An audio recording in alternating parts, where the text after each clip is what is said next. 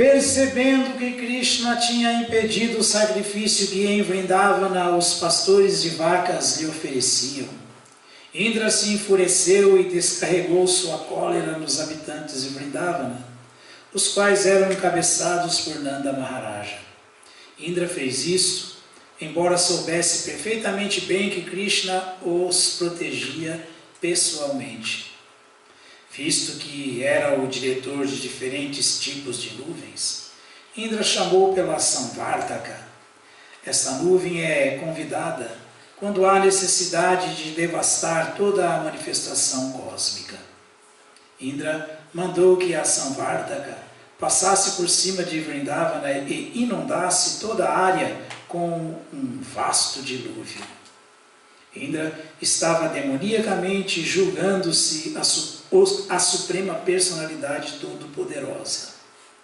Quando os demônios se tornam muito poderosos, eles desafiam o controlador supremo, a personalidade de Deus. Embora não fosse um demônio, Indra estava inflado com sua posição material e quis desafiar o controlador supremo. Pelo menos por agora, ele estava se julgando tão poderoso quanto Krishna. Indra disse: vejam só a insolência dos habitantes de Vrindavana. Eles não passam de habitantes da floresta, porém, como estão apaixonados por seu amigo Krishna, que é nada mais que um ser humano comum, eles ousaram desafiar os semideuses. Então a gente vê isso aí, né? Um cargo tão importante como o de Indra, o rei dos céus, tem que ser muito piedoso para se tornar um Indra. E ainda assim, a contaminação mais grosseira, que é a dos demônios, que são invejosos de Krishna, está presente no coração mesmo dos devotos. Mesmo dos devotos. Então, esse é o alerta aqui. Estamos sempre correndo o risco de, num vacilo, deixar esse orgulho, essa vaidade, essa arrogância aflorar. E quando isso aí acontece, estamos completamente perdidos e iludidos. Imagina, Krishna é o protetor dos servos de Indra. Indriyari Vyakulaloke Vijayanti Juge Juge, quer dizer, Krishna aparece a cada milênio para proteger aqueles que são favoráveis a Indra. E olha a situação de Indra aqui. Por isso que Krishna condena no Bhagavad Gita a adoração a semideuses, chamando isso de ignorância. Ninguém deve adorar a semideus. E logo as pessoas mais queridas por Krishna, que são os habitantes de Vrindavana, estão executando um sacrifício para Indra. Indra, o rei dos céus, Deus dos céus. E quando Krishna falou, não, para com isso, adora só a mim, que Etetyansa Kalapunsam, Krishna Stubharavasya. Krishna é a suprema personalidade de Deus. Quando a suprema personalidade de Deus fica satisfeito, todo o restante está satisfeito. Para dar o exemplo, cita as escrituras, o exemplo citado pelos acharyas, que satisfazer a suprema personalidade de Deus é como satisfazer o estômago. Você põe o alimento no estômago, o resto do corpo todo é alimentado e fica completamente vistoso, forte.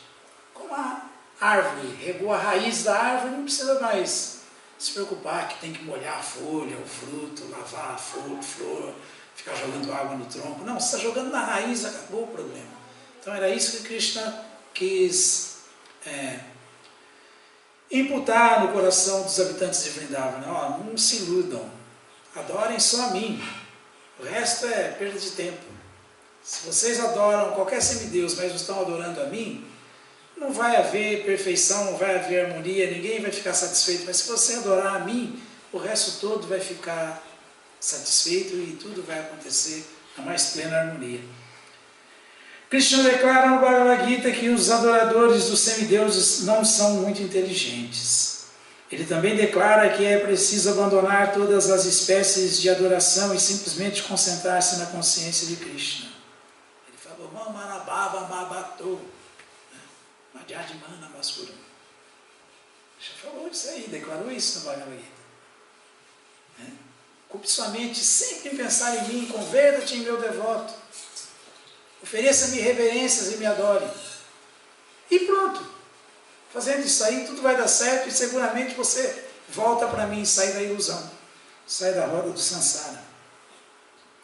Enquanto que ficar se perdendo nos meios, sem alcançar o fim, é ignorância. Yantideva Vratadeva e Pitrijanti Pitrivata Bhutani Janti Bhuteja Yanti Madhya Dinupima, Krishna falou. Se até a adoração aos semideuses, que são pessoas piedosas, avançadas, pessoas tão avançadas que têm contato com Krishna, vem Krishna, conversam com Krishna.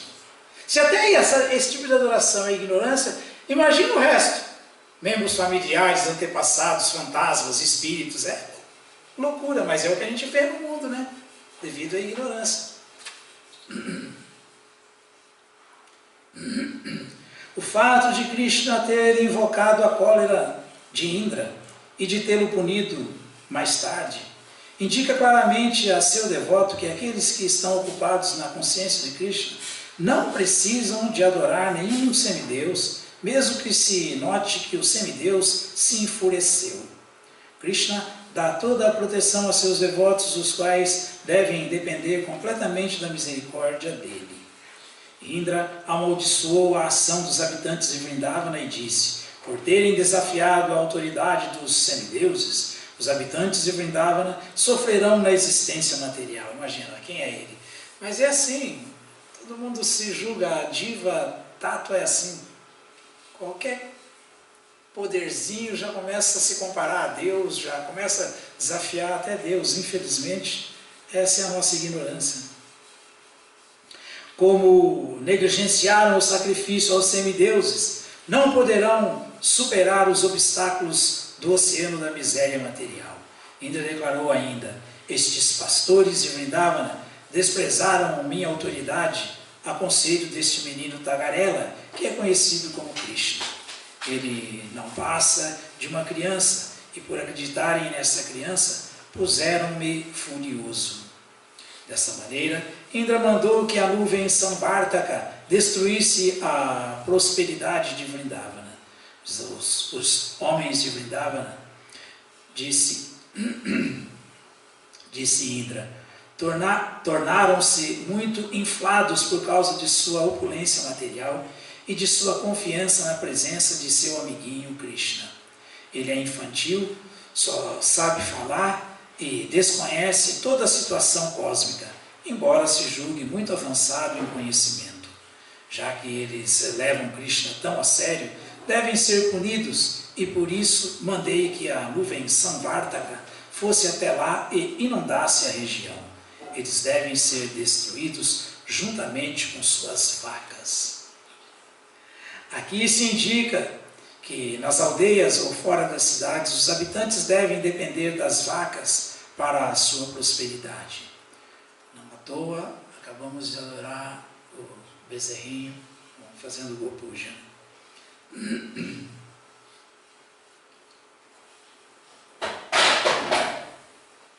Confirmado.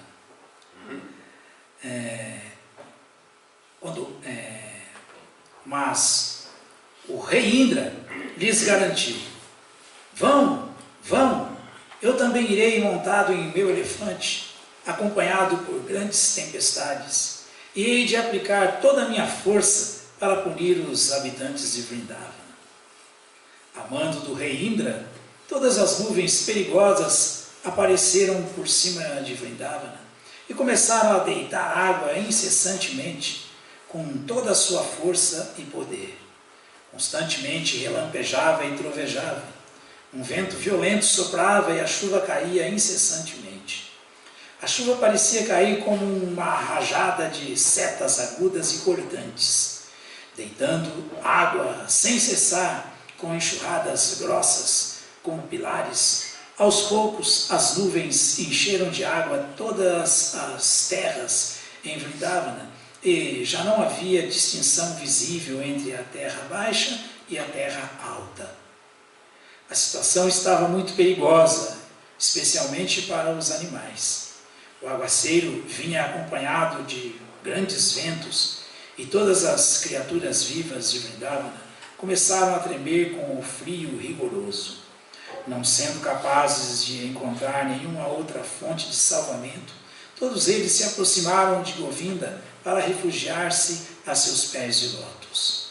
As vacas, em especial, que estavam muito aflitas com as chuvas pesadas, curvaram suas cabeças e, levando seus bezerros debaixo de seus corpos, aproximaram-se da Suprema Personalidade de Deus para refugiar-se a seus pés de lótus.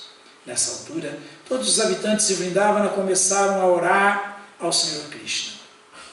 Querido Krishna, oraram eles, você é todo-poderoso e muito afetuoso para com seus devotos. Então, por favor, proteja-nos, pois estamos sendo muito molestados pelo Indra enfurecido. Ao ouvir-lhes a oração, Krishna também pôde compreender que, como fora privado de sua honra sacrificial, Indra estava lançando uma chuva acompanhada de pedaços pesados de gelo e fortes ventos, se bem que tudo isto estivesse acontecendo fora de época. Krishna compreendeu que Indra estava deliberadamente exibindo sua ira. Por isso, ele concluiu: este semideus, que se julga o Supremo, exibiu o seu grande poder, mas eu vou responder-lhe de acordo com a minha posição e vou lhe mostrar que ele não tem autonomia para administrar os assuntos universais. Eu sou o Senhor Supremo de tudo, e dessa maneira vou tirar-lhe o falso prestígio que surgiu devido a seu poder. Os semideuses são meus devotos e, por isso, não é possível que eles se esqueçam de minha supremacia. Porém, de uma maneira ou de outra, ele se tornou inflado com o poder material, de forma que agora perdeu a cabeça. Atuarei de tal modo que o liberte de seu falso prestígio. Darei proteção a meus devotos puros em Vrindavana, que no momento estão completamente à minha mercê e os quais coloquei completamente sob minha proteção. Hei de salvá-los por intermédio de meu poder místico. Yogeshwara é o Senhor de todo o poder místico. Então não tem nenhum poderoso místico que possa se comparar com ele. Pensando dessa maneira, o Senhor Krishna imediatamente levantou a colina de Govardhana com uma mão, exatamente como uma criança apanha um cogumelo do chão. Deste modo, ele exibiu o passatempo transcendental em que ergue a colina de Govardhana. Então, o Senhor Krishna pôs-se a falar com seus devotos. Ele tinha só 7 anos nessa época. Ele levantou com o mendinho da mão esquerda ainda, só para mostrar para Indra: ó Indra, ó, você é fraquinho, meu filho.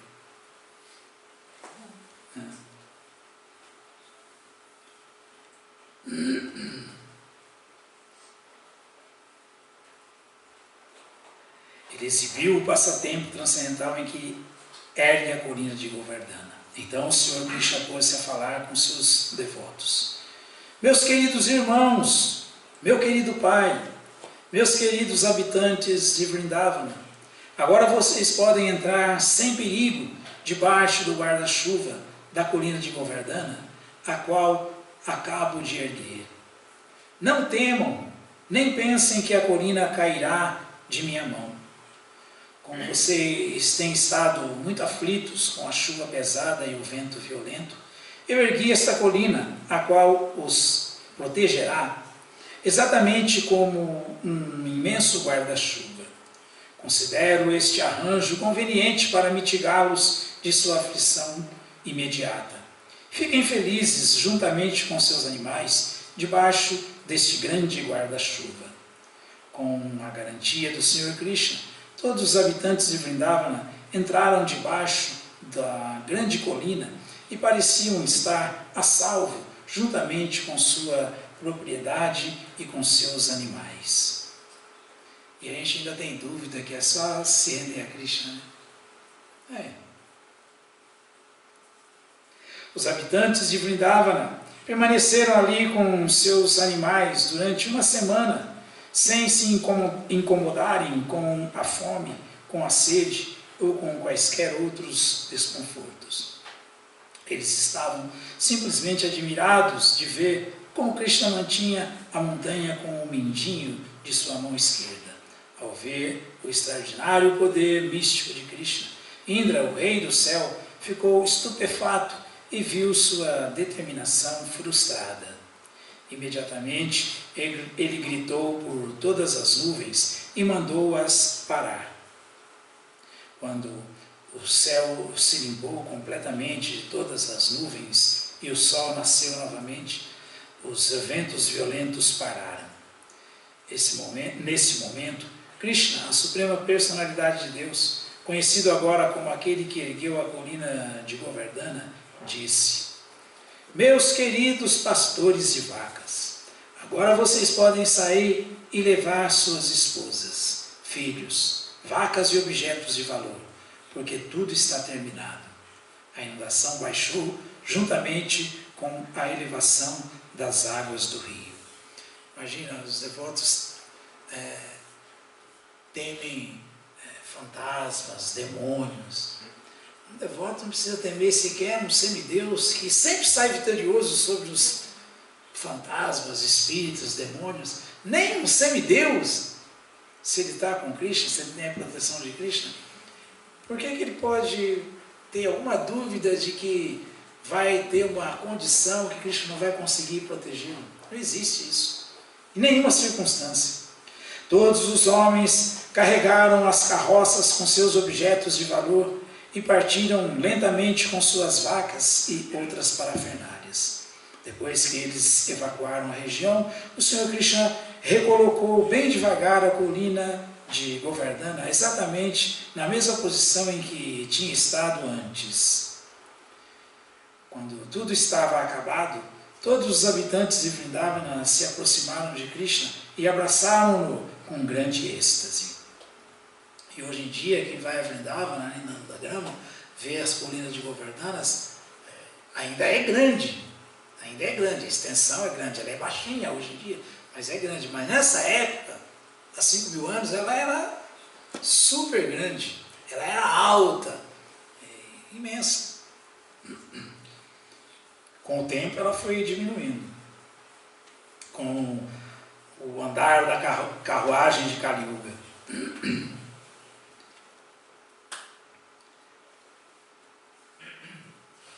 As gopis, quando tudo estava acabado, todos os habitantes de Vrindavana se aproximaram de Krishna e abraçaram-no com grande êxtase. As gopis, com sua afeição muito natural por Krishna, ofereceram-lhe coalhada misturada com suas lágrimas e derramaram bênçãos incessantes sobre ele. Mãe Yashoda, Mãe Rohini, Nanda e Balarama, que é o mais forte dos fortes, abraçaram Krishna um após o outro e abençoaram-no repetidamente com sentimentos espontâneos de afeição.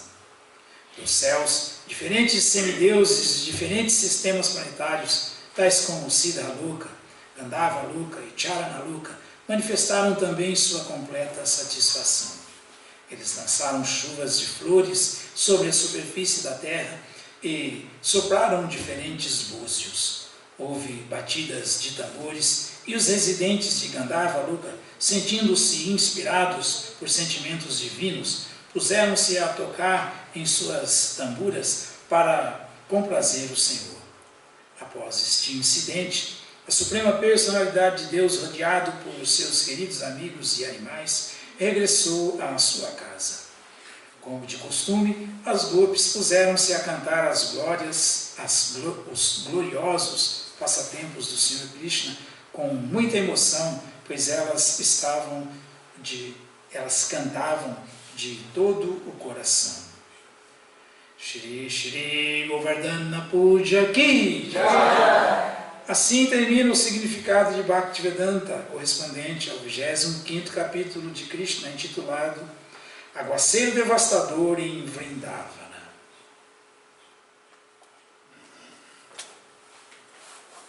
Alguém tem alguma observação, alguma coisa para falar, alguma dúvida?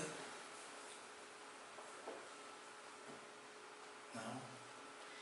Então, vamos encerrando por aqui. Agora vamos saborear a montanha de Halava, colina de Govardhana, feita de Halava.